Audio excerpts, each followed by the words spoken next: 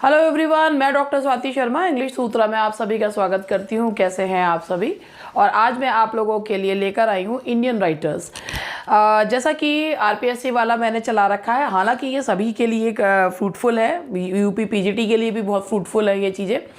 इसमें मैं आज आप लोगों के लिए इंडियन राइटर्स के क्वेश्चंस जो हैं वो लेकर आई हूँ। ये DSSB के लिए, आरपीएससी के लिए, आरपीएससी में तो स्पेशली मेंशन करा गया है इंडियन राइटर्स को। तो आज मैं आप लोगों के लिए इंडियन राइटर्स जो है उनके क्वेश्चंस लेकर आई हूँ। एक्सक्यूज़ मी, क्योंकि मैं बहुत ज़्यादा रेगुलर नहीं हो पा रही हूँ, क्योंकि काम का लोड इतना ज़्यादा हो रहा है मेरे ऊपर कि मैं रेगुलर नहीं आ पा रही हूँ। बट मैं हमेशा आप लोगों के बारे में सोचती रहती हूँ और इस चीज़ के लिए मुझे जो है वो माफ़ कीजिएगा कि मैं रेगुलर नहीं हो पा रही हूँ। कोशिश पूरी कर रही हूँ। अभी 4-5 दिन बाद जो है थोड़ा सा कम होगा वर्कलोड, तो मैं फिर आप लोगों के साथ रेगुलर हो पाऊँगी। फ़िलहाल तो रेगुलर नहीं हो पा रही हूँ। और एक में किसी ने कहा भी था कि मैम आपने 40 डेज़ की बात कही थी, तो बिल्कुल है जी, बस थोड़ा सा वर्कलोड बहुत ज़्यादा, थोड़ा नहीं वर्कलोड बहुत ज़्यादा हो गया, इसलिए थोड़ा सा डिसकंटिन्यूटी मेरी हो जाती है। चलिए इस बात के बारे में बाद में बात करेंगे। तो English literature MCQs on Indian English writers, Indian English writers पे UPTGT का न्यू बैच जो है वो स्टार्ट हुआ है और इसका नया राइटर जो है वो फ्रॉम 5 मई से स्टार्ट हो रहा है। तो दोस्त who want to take admission 5 मई से इसमें नया राइटर स्टार्ट हो जाएगा। और चलिए अब हम इसके बाद क्वेश्चंस जो हैं वो स्टार्ट कर रहे हैं। तो पहला क्वेश्चन है हमारा, in which story of Kamala Das lesbian relation has been described. तो सबसे पहले आप लोगों को बारे में बताऊं कि कमला दास, जिन्हें टाइम्स ने the mother of Indian English poetry कहा है, कमला दास जिन्हें सिल्विया प्लाथ से कंपेयर किया जाता है और वो एक कन्फेशनल पोएट हैं, उन्होंने अपनी पोएम्स में एक ओपन जो है वो नज़रिया रखा है फिज़िकल रिलेशंस के। और उनको, हालांकि वो she is considered a love poet, not sexual poet. She is considered a confessional poet, और वो कन्फेशनल पोएट हैं, मतलब जो उनके मन में है उस चीज़ को वो एक्सप्रेस कर देती हैं। तो कमला दास की ने अपनी कौन सी स्टोरी में लेस्बियन रिलेशनशिप बताया है? तो इसका आंसर है दैट्स इकबाल। उन्होंने अपनी स्टोरी इकबाल में लेस्बियन रिलेशनशिप के बारे में बताया है। उनकी पोएम्स हो चाहे कुछ भी हो, वो बहुत बोल्ड होती हैं कमला दास की। समर इन कैलकाटा कमला दास का पहला पोइटिक कलेक्शन है, 1965 में आया था। और समर इन कैलकाटा में उनकी जो समर इन कैलकाटा पोएम उसे कीट्स से कंपेयर किया गया, कीट्स की पोएम से कंपेयर किया गया है। तो summer in Calcutta is a poetic collection, क्या कब आया था? That is of Kamala Das 1965 में आया था। Who said this? I am an Indian very brown born in Malabar. Kamala Das एक 3 लैंग्वेजेस उनको आती थी। उनको कहती थी कि I can speak 3 languages, right in 2 and dream इन 1। वो मलयालम भाषा में उन्होंने अपनी आत्मकथा लिखी थी, अंत्य कथा, जो लेटर और it was translated into English as my story. और उन्होंने जो है मालाबार में उनका जन्म हुआ। उन्होंने अपने शारीरिक संरचना के बारे में कहा, I am brown, very brown, I am an Indian. तो यहाँ पर ये किसने कहा है? दैट इज बाय कमला दास।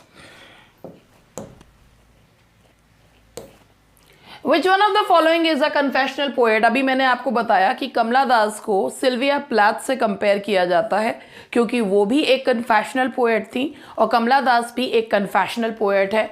तो कमला दास भारत की कन्फेशनल पोएट है। माई स्टोरी, जिसका मलयालम में नाम है अंत्य कथा, ये ऑटोबायोग्राफी है कमला दास की। जब ये आई थी तो इसने एक तूफान क्रिएट कर दिया था, बिकॉज इट वेरी बोल्ड। और इसमें उन्होंने अपने जीवन के अनुभव, अपनी बचपन से लेकर बड़े होने तक की कहानी जो है वो बताई है, Ente Katha. Who is the author of a passage to England? बात करते हैं कि पैसेज टू इंग्लैंड का राइटर कौन है। पैसेज टू इंग्लैंड के राइटर हैं निराज सिंह चौधरी। उन्होंने, उनका जो पहला वर्क था that is the biography of an unknown Indian. उसके बाद उन्होंने दाई हैंड अनार्क लिखी है। और ये जो वर्क है पैसेज टू इंग्लैंड, ये एक जो है ऐसे वर्क है, ये भी किसने लिखा है? That is by Niraj Singh Chaudhary.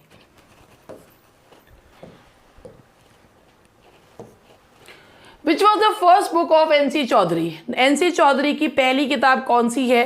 That is the autobiography of an unknown Indian.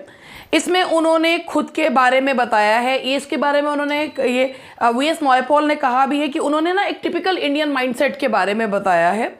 इसका ही सीक्वल है दाय हैंड अनाक, तो वो इसका सीक्वल जो है वो इन्होंने लिखा है। एक इनका है द कॉन्टिनेंट ऑफ सरसी, ये भी एक उनकी ऐसे बुक है जिसमें उन्होंने हाउ पीपल बिहेव जो है इसके मतलब किस तरीके से इंडिया में इंग्लिश को लेकर लोग बिहेव करते हैं उसके बारे में बताया है।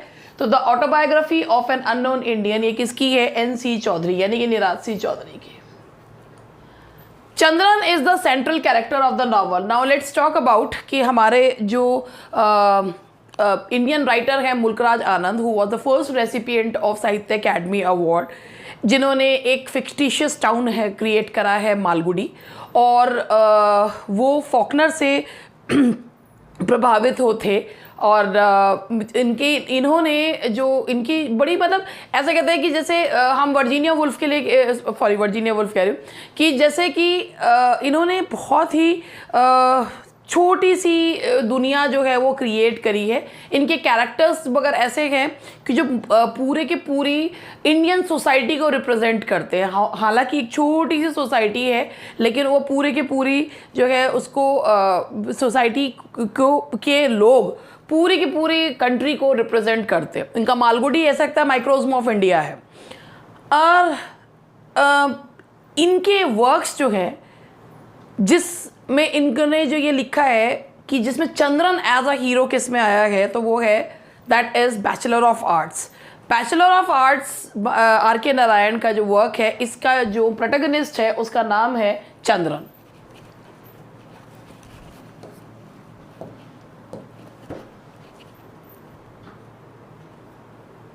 Name the first recipient of the Sahitya Akademi award for the best writing in English. मैंने बताया आपको कि पहला साहित्य अकेडमी अवार्ड मिला था आर के नारायण को।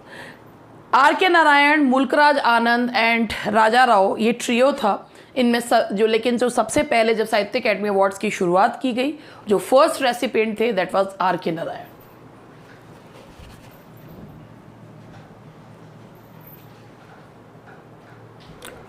ये रेसिपिएंट है आर के नारायण और उनका ही है ये द गाइड, तो ये आर के नारायण आएगा। Name the first recipient of the Sahitya for the best winning writing in English, that's R के नारायण। थोड़ा सा मुझे लग रहा है इसके ऑप्शंस गड़बड़ हो गए हैं, आर के नारायण को मिला था। Who wrote an introduction to R K Narayan's novel The Financial Expert? Financial Expert जो कि एक मरगैया नाम के व्यक्ति के बारे में पूरे उसके आसपास घूमती है, बैंक के बारे में और ये सब बताती है। इसका इंट्रोडक्शन जो लिखा था that was written by Graham Greene. Graham Greene के द्वारा ये इंट्रोडक्शन जो है वो लिखा गया था।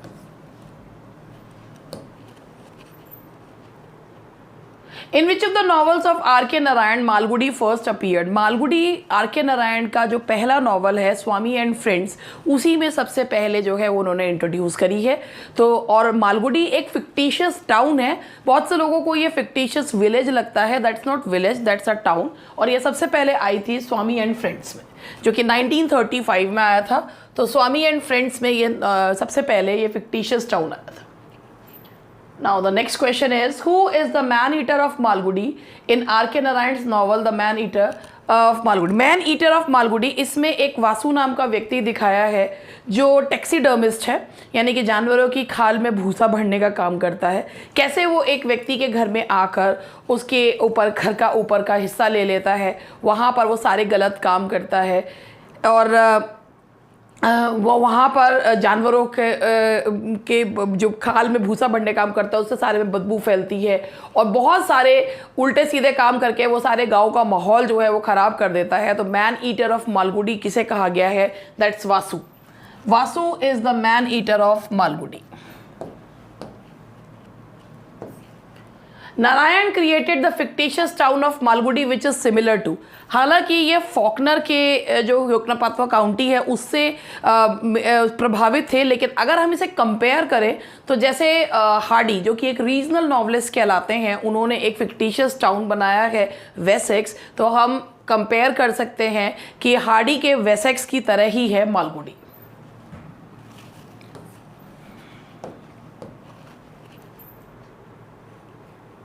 Which novel has been called a character novel by Edwin Moore? Mulk Raj Anand का जो नॉवल है कुली, जिसमें एक छोटे से लड़के मुन्नू की कहानी जो है वो बताई गई है, जो किस तरीके से गली गली जो है एक शहर से दूसरे शहर एक्सप्लॉइट होता हुआ घूमता है and finally he died due to consumption.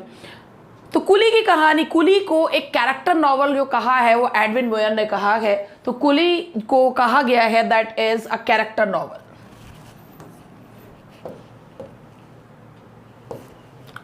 Ramakrishna Pai a clerk is the narrator in the novel. जैसे मैंने अभी आपको बताया था कि ये ट्रियो था, that is RK. Narayan, Mulk Raj Anand and Raja Rao. Raja Rao जिन्होंने कंठपुरा और the serpent and the rope and cat and Shakespeare, इसमें कैट एंड शेक्सपियर को उन्होंने मेटाफिजिकल कॉमेडी कहा है।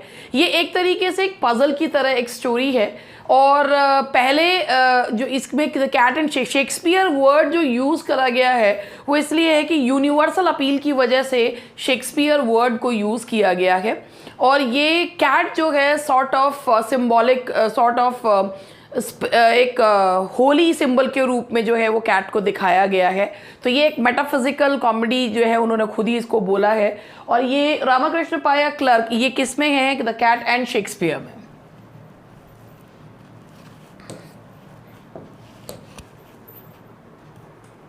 Bhavani Bhattacharya first publish book was. Bhavani Bhattacharya एक बंगाली ओरिजिन के राइटर थे। इन्होंने रविंद्रनाथ टैगोर की गोल्डन बोट को 1930 में ट्रांसलेट करा था इंग्लिश में। इनका जो पहला नावल है that is so many hungers. इन्होंने बंगाल फेमाइन पे जो नावल लिखा है that is he who rides a tiger. इनका पहला जो सेकंड नावल है इनका he who rides a tiger, और फर्स्ट नावल है इनका सो मैनी हंगर्स। बंगाल में which one of the following Bhavani Bhattacharya's novel is about the Bengal famine?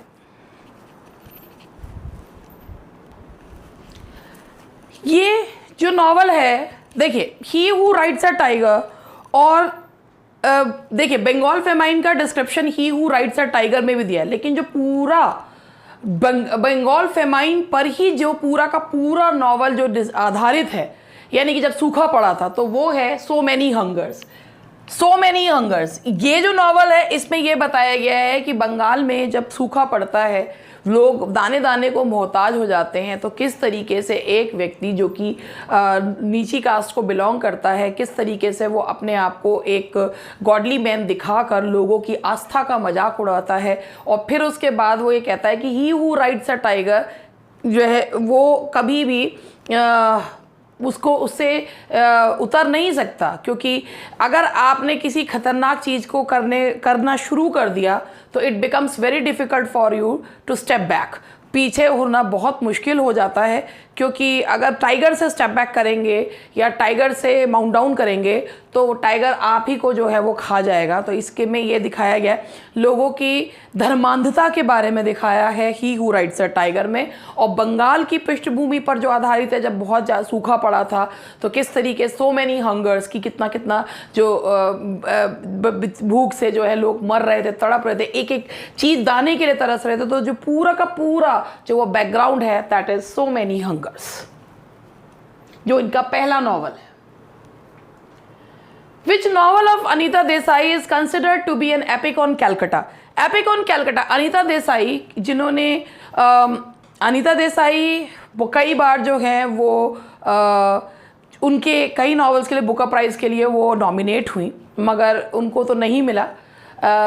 और इनका जो ये नॉवल है जो एपिक ऑन कैलकाटा कहा जाता है, जिसमें बैकग्राउंड में कैलकाटा है, that is voices in the city. Voices in the city में कैलकाटा भी एक कैरेक्टर की तरह है, तो that is voices in the city.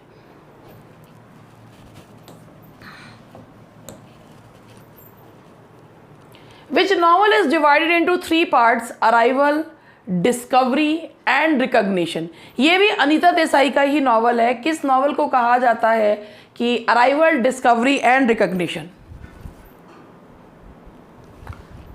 That is Bye Bye Blackbird. Bye Bye Blackbird को कहा जाता है, 3 पार्ट्स में इसको डिवाइड है, arrival, discovery and recognition. This novel is also by Anita Desai. Anita Desai was given Sahitya Akademi award for which novel? इनको Sahitya Akademi award मिला था अपने नॉवल फायर ऑन माउंटेन के लिए। तो फायर ऑन द माउंटेन के लिए इनको मिला था साहित्य अकेडमी अवार्ड।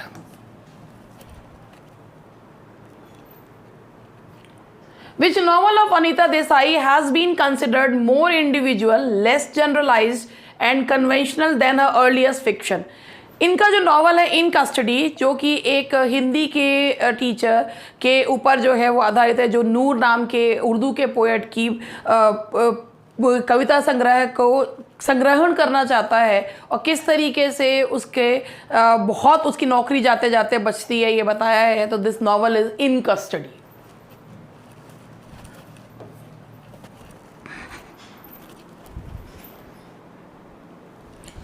इसके साथ ही कुछ और क्वेश्चंस भी आप लोगों को बता रही हूँ। ये 21 क्वेश्चंस तो हुए, कुछ और क्वेश्चंस भी इंडियन राइटर्स पे करवा रही हूँ। The bird of time is a poetic volume of. Bird of time जो पोएटिक वॉल्यूम है वो किसका पोएटिक वॉल्यूम है?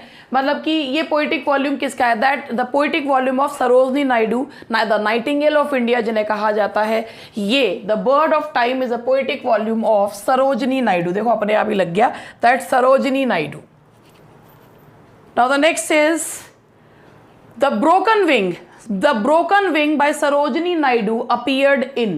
ये है Broken Wing सरोजनी नायडू के कौन से ईयर में आया था? ये भी सरोजनी नायडू का ही कलेक्शन है, द ब्रोकन विंग। ये आया था 1917 में। It appeared in 1917। ये कुछ अलग क्वेश्चन और भी हैं उसके अलावा, 1 2 3 दोबारा से स्टार्ट हो गया है। The temple a pilgrimage of love is a lyric trilogy having. Temple a pilgrimage of love is a lyric trilogy having. Temple Sarojini Naidu का कलेक्शन है, लिरिक ट्रायलॉजी है। इसमें कितनी पोएम्स हैं? इसमें पोएम्स हैं 8 पोएम्स हैं। There are 8 poems in this collection.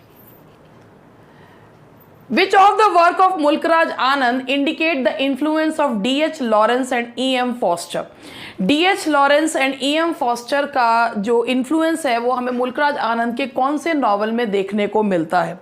तो उनका ये कैरेक्टर्स को बिल्कुल इस तरीके से दिखाना कि वो माइक्रोज्म ऑफ सोसाइटी के रूप में दिखें, तो ये हमें दिखता है 2 leaves and a bud. E.M. Forster और D.H. लॉरेंस का जो इन्फ्लुएंस है वो देखने को मिलता है 2 लीव्स एंड अ बड में। Across the black waters belongs to. Across the black waters Lal Singh trilogy, ये मुल्कराज आनंद के वर्क्स हैं। तो ये किसका है? That is Mulk Raj Anand. The barber's trade union and other stories belong to. Barber's trade union and other stories जो belong करती हैं वो किसकी हैं? That is also of Mulk Raj Anand. Barber's trade union जिसमें उन्होंने बार्बर्स के बारे में और बताया है, ये स्टोरीज जो हैं वो बिलोंग करती हैं मुल्कराज आनंद को। Which of the following belong to Mulk Raj Anand? इनमें से कौन सा वर्क मुल्कराज आनंद का है? मुल्कराज आनंद ने apart from novels and other और फिक्शन प्रोज वर्क्स भी जो हैं वो लिखे हैं, जैसे इंडियन करी जो है लिखा है। अब इसमें से Kanthapura, old man and the sea, a Kashmir idol, tiger claw, तो इसमें मुल्कराज आनंद का जो वर्क है that is a Kashmir idol. 7 summers by Mulk Raj Anand. 7 summers Mulk Raj Anand की एक ऑटोबायोग्राफी है जिनमें उन्होंने 7 वर्क्स जो है वो उसको इंटर रिलेटेड नॉवेल्स हैं। और इसी में जो मॉर्निंग फेज है उसके लिए मुल्कराज आनंद को साहित्य अकेडमी अवार्ड मिला था। तो that is autobiographical novel.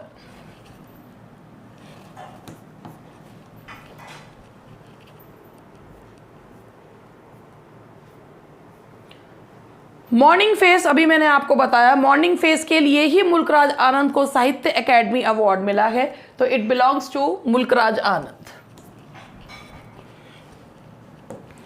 कंठपुरा is a creation of. Kanthapura जो है वो राजा राव का क्रिएशन है, जिसमें कंठपुरा नाम का एक विलेज है और इसकी कहानी जो है वो एक विडो के द्वारा जो है अचक्का के द्वारा कही जाती है। तो बस आज के सेशन यहीं तक कि मैंने आप लोगों को इंडियन राइटर्स के बारे में बताया और ऐसे ही ग्रामर और लिटरेचर के कॉम्बिनेशन को मैं चलाती रहूँगी। That's all for today. मिलते हैं, जल्द ही मिलेंगे। Bye bye and take care.